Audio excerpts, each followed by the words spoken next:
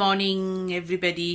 আজ সকালে আমাকে যেতে হয়নি আমার ডগিকে নিয়ে গাসিতে। জার্মানিতে ডগিকে বাইরে ঘুরতে নিয়ে যাওয়াকে বলা হয় গাসি, জানি না ইন্ডিয়াতে কি বলে।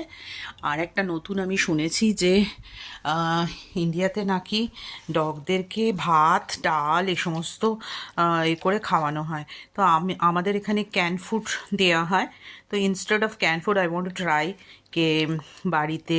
এটা হচ্ছে টুনা টুনা ফিশ। তো টুনা ফিশের সাথে এটা ভীষণ টেস্টি, কিন্তু দেখতে কীরকম লাগছে। টুনা ফিশের সাথে ভাতকে মেখে চটকে আর চিকেনের যে স্টকটা থাকে ওটা দিয়ে আমি একটা ট্রাই করতে চাই। সো লেটস সি তার ভালো লাগে কি লাগে না। এই যে